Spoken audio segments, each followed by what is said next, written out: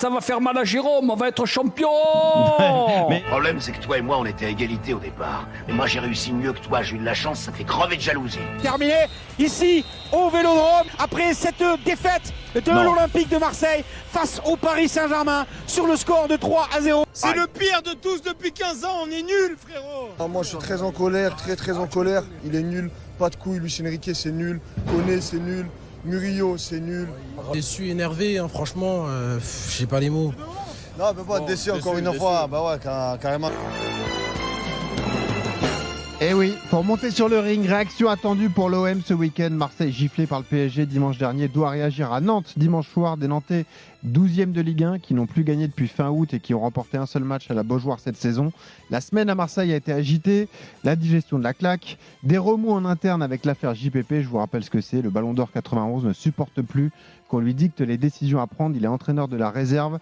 Papin réclame le départ d'Ali Zarak, un proche de Benatia, et responsable donc de cette équipe réserve. L'OM est-il déjà à un tournant de sa saison ? 32-16 supporters marseillais pour participer au débat.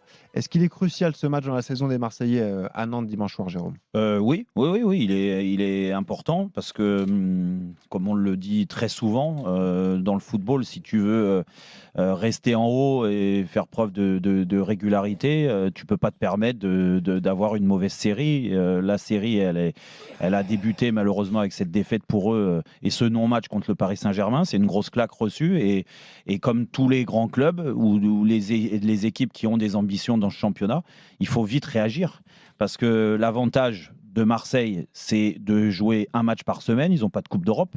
Mais c'est aussi un des avantages, Benoît, parce que quand tu passes un match comme ça dimanche soir, comme ça s'est passé, je peux te dire que dans la tête, le lundi, le mardi, le mercredi, ça laisse des traces, beaucoup de traces, déjà au sein de l'effectif du staff, parce que De Zerbi, et on le sait, parce qu'on a eu nos infos là-dessus, était très énervé. Et ce qui est normal. Luis Enrique a dit en conférence de presse aujourd'hui, De Zerbi a été plus froid que d'habitude et on a bossé très dur à l'entraînement. Oui, parce que ça veut dire une chose, ça veut dire que De Zerbi s'est planté aussi et la remise en question, elle fait aussi partie de lui.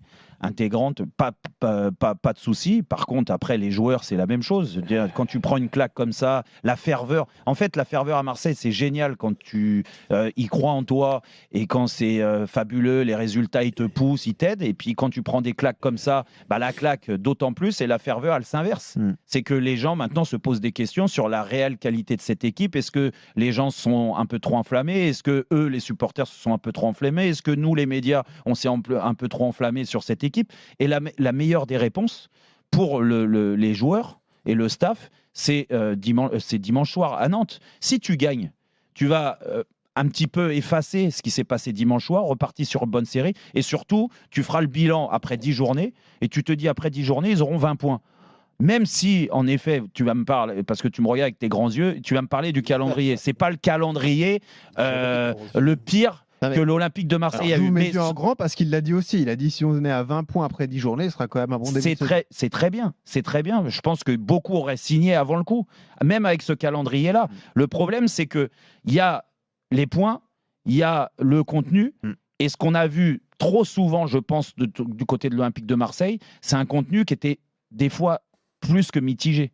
Tu vois, donc moi, je te dis, il faut repartir vers l'avant. Il faut que De Zerbi nous remonte d'autant plus la patte qu'il veut amener à cette équipe et des équipes comme Nantes qui n'ont pas gagné depuis la fin août.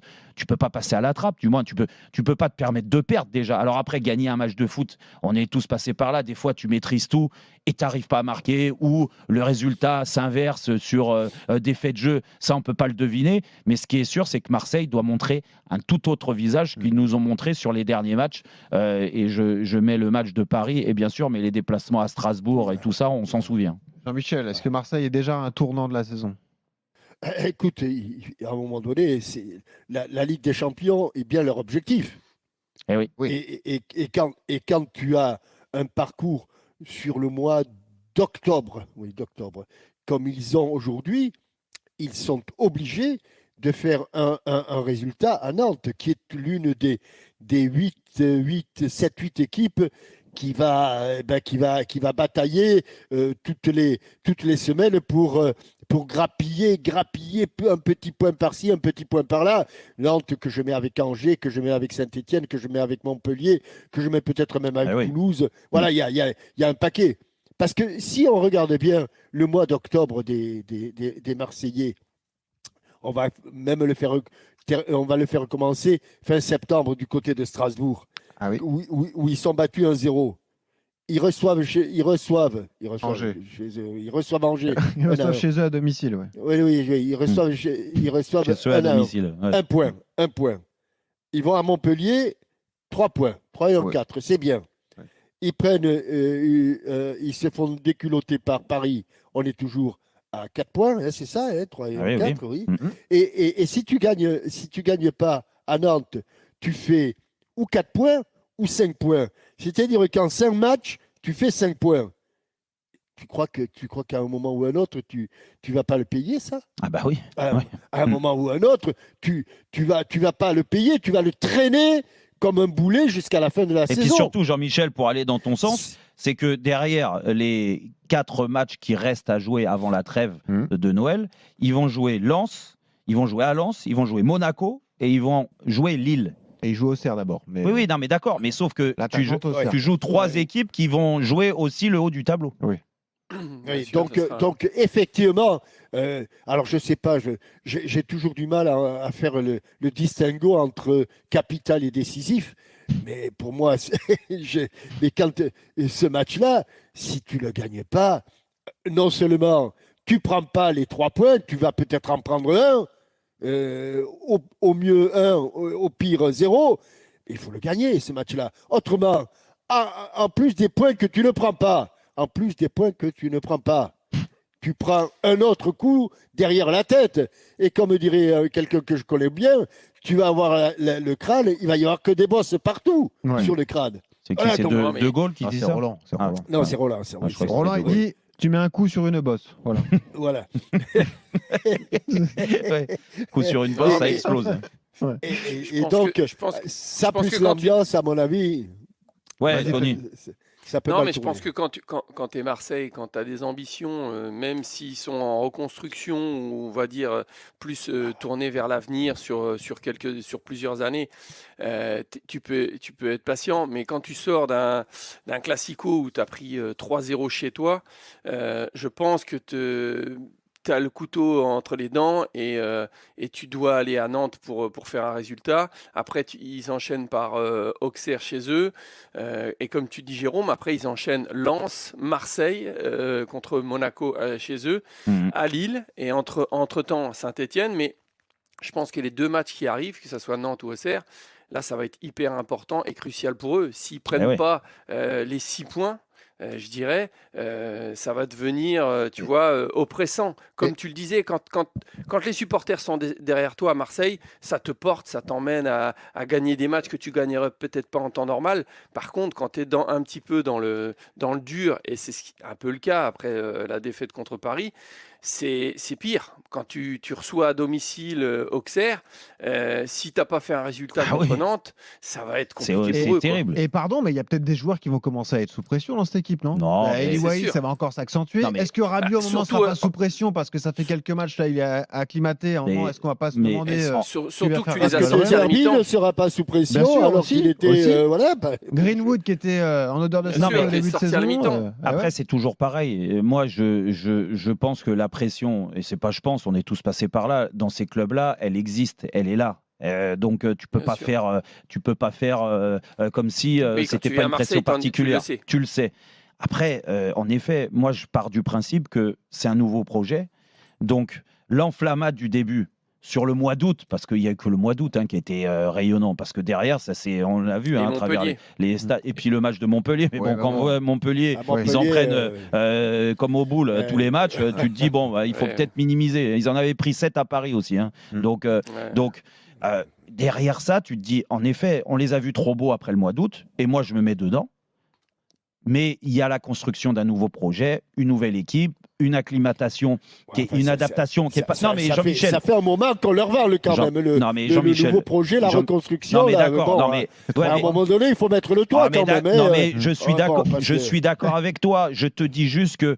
Là, on veut des résultats tout de suite et on se dit, en effet, s'ils ne gagnent pas à Nantes, la pression, elle va être d'autant plus forte. Et Tony le rappelait, le match à Auxerre, que tout le monde le voit gagner. Je voudrais que tu revenir sur ça, parce que j'en entends parler, moi, mais je ne sais pas, j'ai dû faire une carrière bizarre, moi, parce que j'ai eu de temps en temps un peu le trac quand j'étais dans le couloir qui me menait au terrain, que ce soit à domicile ou à l'extérieur. Mais la pression, ça fait partie intégrante de. Ça, on est d'accord. Oui, mais Jean-Michel, ce qu'on veut dire, c'est qu'à Marseille. Laisse-moi. Non, mais à Marseille. Non, mais attends, Tony, je veux bien que ce soit compliqué à Marseille. Et lorsque j'étais à Saint-Étienne. Non, je dis pas compliqué, oppressant, je te dis. À Saint-Étienne, tu étais obligé de gagner chez toi et de faire un bon résultat à l'extérieur. Oui. Donc, si tu veux, et j'ai pas eu le sentiment pendant 15 ans d'avoir la pression. J'ai eu le sentiment d'essayer de faire mon boulot le mieux possible avec mes coéquipiers et puis d'en faire un peu plus, d'être encore plus attentif. Oui, mais t'avais dû créer, Jean-Michel. Déjà, j'ai du mal, les gars, j'ai du mal vraiment. J'ai du mal, Jean-Michel, à comprendre le terme la pression. Ouais, si tu veux, aujourd'hui, c'était une autre époque aussi. Vous, tu vois, je vais peut-être être un petit peu clivant en disant ça, ou tu vois, ça va peut-être choquer certains, mais vous étiez des hommes, vous étiez, tu vois, la pression, en gros, vous la digériez, c'était votre pain quotidien, entre guillemets, tu vois, t'arrivais dans le tunnel, c'était la guerre, si tu veux, tu faisais un match. Moi, je l'ai un petit peu connu, si tu veux. Il commençait là, le match, c'est ça, je te l'ai dit. Exactement, si tu veux. Aujourd'hui, c'est plus, on a l'impression que c'est plus tous des potes. Il n'y a pas vraiment, si tu veux, de il y a aussi un guerre phénomène dans le tunnel. réseaux sociaux aujourd'hui qui amène une pression d'autant plus forte, j'imagine aussi. Mais c'est ce que je dis. C'est ce que je veux dire, c'est ça, c'est qu'on vit une époque différente. Aujourd'hui, ils se mettent beaucoup la pression, je trouve, les joueurs, pour plein de choses. Tu vois ce que je veux dire? Quand tu les vois aujourd'hui, un exemple, quand tu les vois mettre la main devant leur bouche pour parler, parce qu'il y a tellement de caméras, il y a tellement de réseaux sociaux, enfin, tout est disséqué qu'aujourd'hui, si tu veux, ils n'ont plus le droit à l'erreur. Nous, ce qu'on disait, on était filmés de loin, ce qu'on pouvait dire, personne ne savait ce qui se passait sur le terrain et personne ne pouvait déchiffrer ce qu'on disait sur nos lèvres. Donc, si tu veux, c'était une autre époque. Après, je ne leur donne pas d'excuses. Mais je pense quand même, un petit peu, Tony, t'es gentil. Mais oui, mais c'est normal, Jean-Mi. J'essaye de vivre avec mon temps. Moi, bien sûr que je préférais mon époque à moi, et je pense que toi, c'est pareil. Mais je veux dire, aujourd'hui, il y a encore plus de pression parce qu'il y a plus de médias, il y a tous les réseaux sociaux, il y a tout ce que tu peux dire qui peut être mal interprété. Nous, j'ai des exemples par milliers de mecs qui pouvaient se permettre de dire ce qu'ils voulaient en dehors et sur le terrain, et ça faisait pas de vagues. Ça faisait pas. Non, mais après, moi, sans parler de la communication ou quoi que ce soit, parce que là, tu as totalement raison par rapport à aujourd'hui où il faut faire attention. Mais moi, la pression, pour revenir à ce que tu disais, Jean-Michel, tu as raison. On a vécu aussi dans le football et la pression, elle existait et tu te servais aussi de la pression et c'est ça, quand tu es passionné de football, mais tu es à la recherche de ça. Tu as l'adrénaline à son max.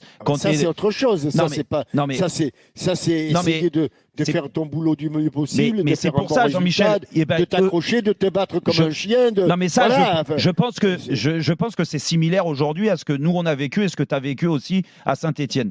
Mais moi, je ne parle même pas de ça. En fait, la pression, c'est tout simple. C'est que tu as des clubs et des entourages qui sont plus agressifs que d'autres. À Marseille, c'est le cas, on est d'accord. À Marseille, l'enflammade, elle est géniale quand c'est positif.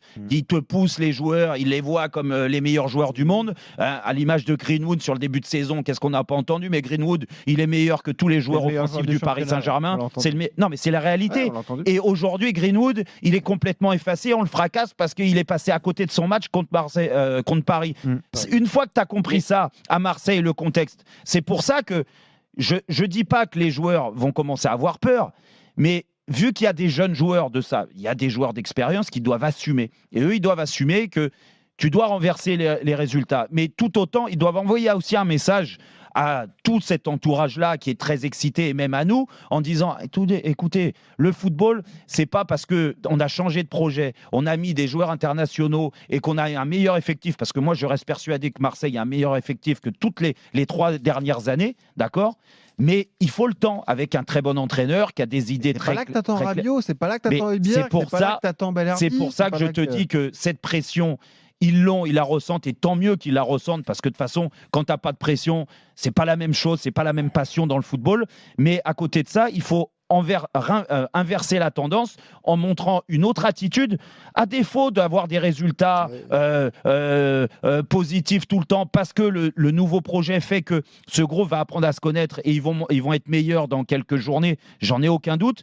Mais par contre, tu dois assumer quand même sur ce genre de performance. Je pense quand même que je vais résumer ça. Oui, vas-y Tony, vas-y. Je dis juste une petite parenthèse. Je pense quand même que le résultat du Classico, dans la tête des supporters marseillais, je veux dire, c'est la goutte d'eau, si tu veux, c'est un traumatisme. Oui, ça c'est voilà, sûr. C'est un traumatisme pour eux, donc ils seront beaucoup plus exigeants derrière. Et tu as raison, s'ils montrent sur le terrain de la vaillance, tout ça, mais il faudra du résultat, il faudra des points.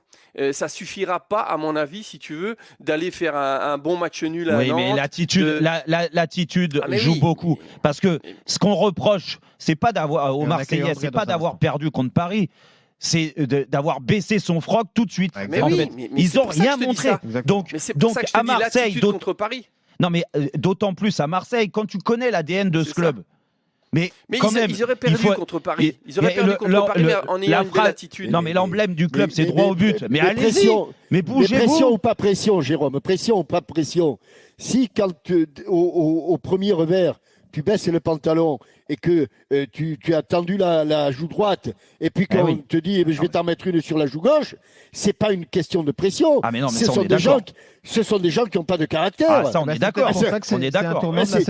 Et ça, Jean-Michel, j'y crois pas. Je crois pas que Benatia et tous ceux qui ont formé ce groupe, et même De Zerbi, pense qu'il n'a pas des joueurs avec une forte personnalité. Ils ont pris une claque. Non, mais nous non Tout plus. le monde a le droit à une erreur. Exactement. Ils ont fauté sur le match phare. Ce qu'il faut, c'est réagir. Tiens, André, supporter marseillais, nous rejoint en 32-16. Salut André. Bonjour les gars, comment allez-vous ? Bonjour André. Bah écoute, tout va bien. C'est Dédé pour les intimes. On est là. Bon Dédé, qu'est-ce que tu en penses Bon écoutez les gars, déjà, moi je suis tout à fait d'accord avec Tony et avec toi. Ouais. Parce qu'il y a déjà trois choses. Et je vais essayer de parler très rapidement de ces 3 points pour pas trop vous prendre la tête à l'antenne.